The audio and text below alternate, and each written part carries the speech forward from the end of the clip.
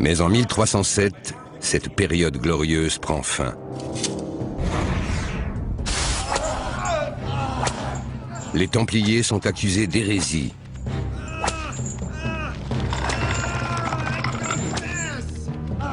Sous la torture, ils avouent leurs péchés.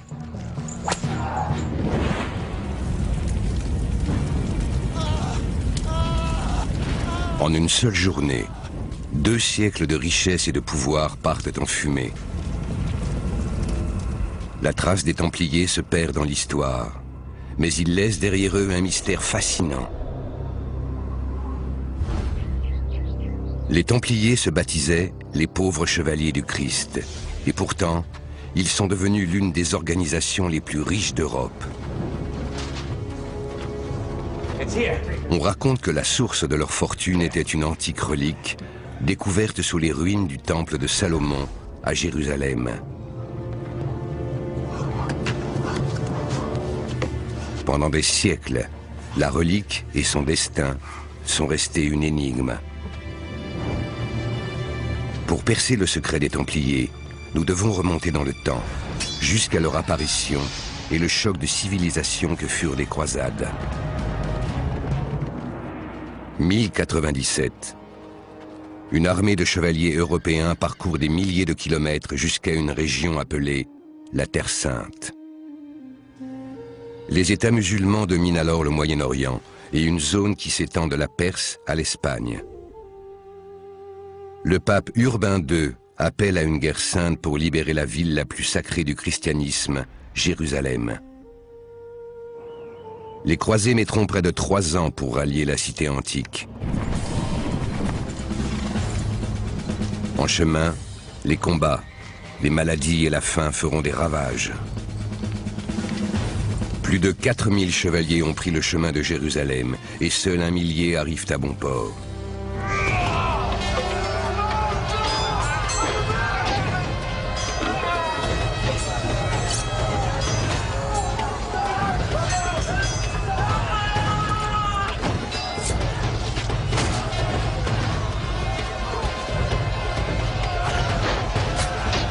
Juillet 1099.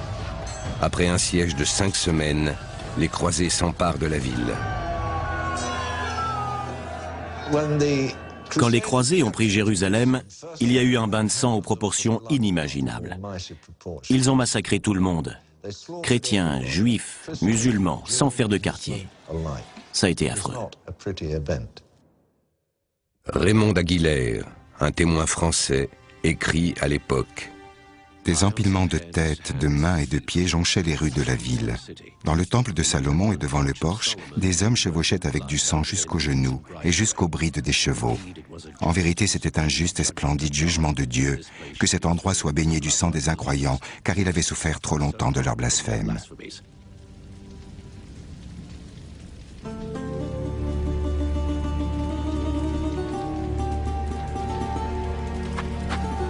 Pour gouverner le nouveau royaume de Jérusalem, les croisés choisissent parmi leurs propres rangs.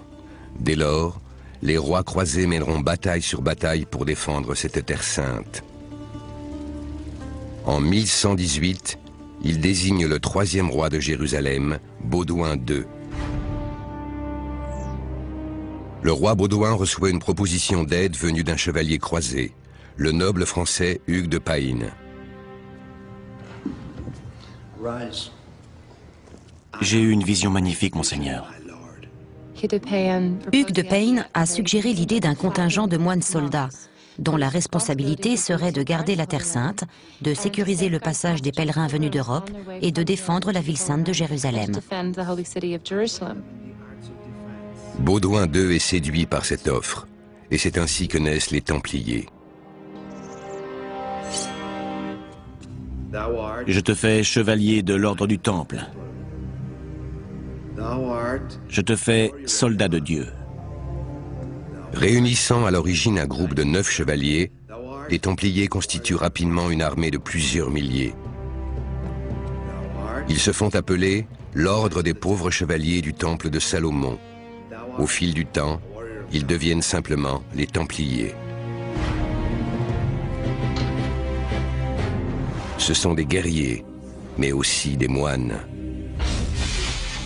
Ils font vœu de pauvreté, d'obéissance et de chasteté. L'Europe n'a jamais rien connu de tel.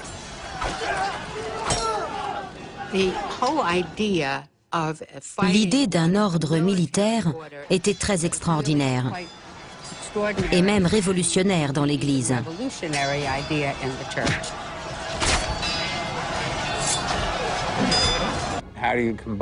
Comment conjuguer les deux? Doit-on prier au-dessus des armes? La réponse est oui, c'est ce qu'ils faisaient. Pour eux, leur mission était sacrée. Les Templiers ont décidé de créer ce qu'on appellerait aujourd'hui les forces spéciales du Christ.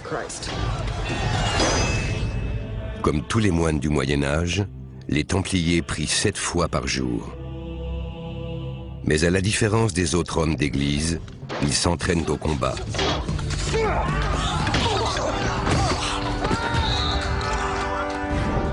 Votre première défense est votre âme. Je vous le dis, si vous la perdez, vous perdez la vie. Quand nous combattons, nous continuons sans jamais nous arrêter. Tout le monde est prêt? Cet ordre militaire était une armée de métier extrêmement efficace, très disciplinée et parfaitement équipée, qui malgré sa petite taille, était une force redoutable. Les Templiers écrasent les musulmans lors du siège d'Ascalon en 1153, puis de la bataille de Montgissard en 1177.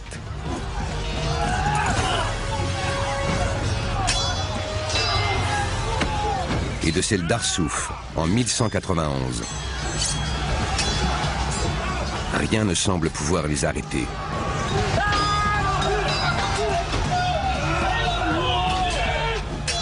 Les Templiers combattent selon des règles très strictes. Ils ont interdiction de battre en retraite, sauf ordre contraire et seulement quand l'adversaire est 3 fois plus nombreux. Les Templiers étaient très différents des autres corps des armées croisées. On savait qu'ils ne rompaient jamais les rangs, qu'ils ne s'enfuyaient pas et ne désertaient pas. La croix rouge de leur uniforme symbolise le martyre. La mort au combat est glorieuse.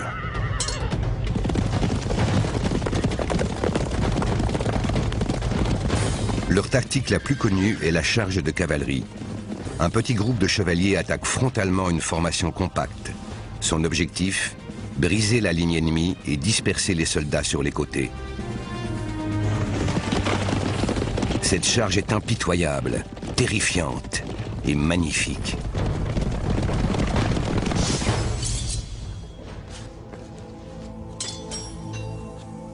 Ils étaient connus pour remporter de nombreuses victoires. Ils étaient très respectés et entourés d'une mystique, d'une aura de pouvoir. Une partie de leur légende vient de leur quartier général lui-même. Le roi Baudouin confie aux chevaliers l'un des lieux les plus sacrés de la chrétienté, une portion du temple de Salomon. Jésus lui-même y aurait prié. On a trouvé quelque chose! Mais c'est ce que les Templiers y ont découvert qui pourrait avoir décidé de leur destin. Sous le temple antique, la légende veut que les chevaliers ont fait l'une des plus grandes découvertes de tous les temps.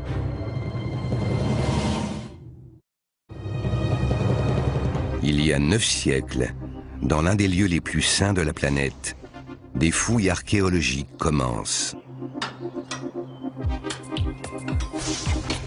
C'est le site de l'ancien temple juif de Jérusalem. Au cours de la première croisade, il est devenu le quartier général des Templiers. Le temple a été édifié par le roi Salomon au Xe siècle avant Jésus-Christ. 4 siècles plus tard, les Babyloniens l'ont détruit, mais les Juifs l'ont reconstruit. Le temple abritait autrefois l'Arche d'Alliance. Dans une pièce cachée, le Saint des Saints, on dit que Dieu lui-même a vécu.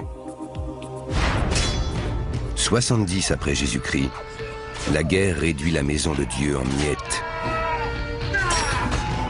L'armée romaine écrase une rébellion juive. Les Romains incendient la ville et mettent le temple à sac.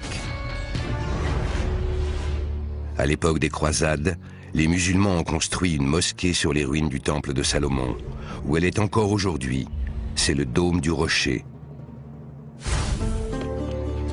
Un petit groupe de moines combattants occupe désormais l'un des édifices les plus sacrés de la ville sainte. Ils vivaient dans le complexe du Temple, à Jérusalem, et c'est révélateur de l'importance donnée à ce nouvel ordre, à ce nouvel idéal.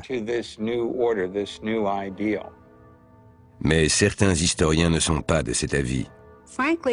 Franchement, je crois que c'est tout simplement dû au hasard. Je ne pense pas qu'il faille y voir une quelconque signification. C'était juste un bâtiment disponible. Les experts sont également en désaccord sur la mission originelle des Templiers: protéger les pèlerins venus sur la Terre Sainte. Certains chercheurs ont conclu qu'ils n'assistaient pas du tout les pèlerins. Alors la question se pose, que faisaient-ils donc?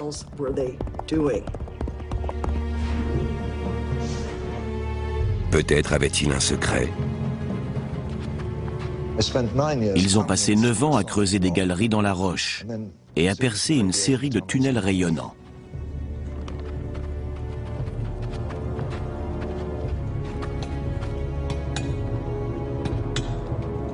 Ce qu'ils ont découvert dans le sous-sol fait l'objet de beaucoup de spéculations depuis lors.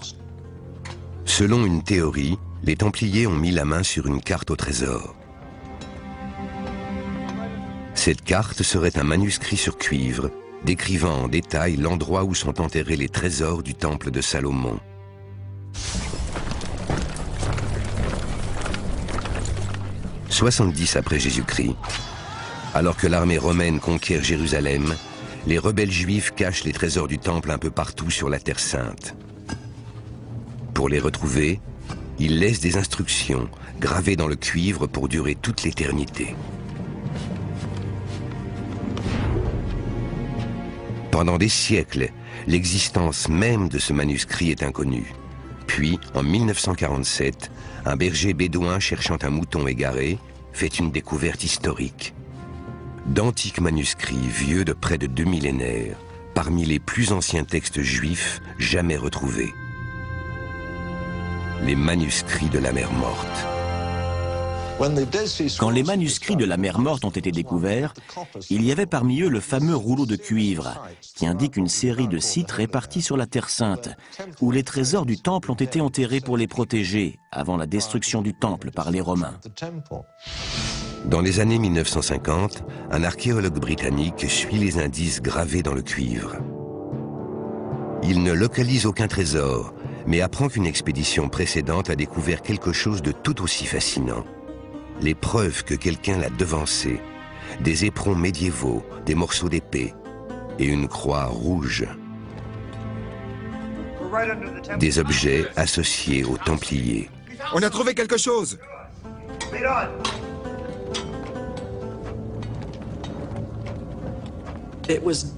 On a eu la certitude que les Templiers du XIIe siècle étaient passés par là, mais on ne sait pas précisément ce qu'ils ont fait. Ou ce qu'ils ont trouvé. C'est là! C'est là!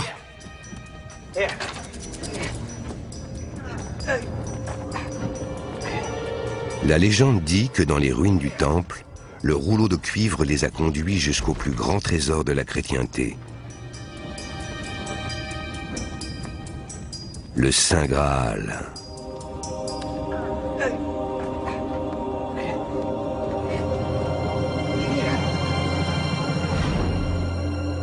Au Moyen-Âge, le Graal fait l'objet d'innombrables contes, légendes et chansons.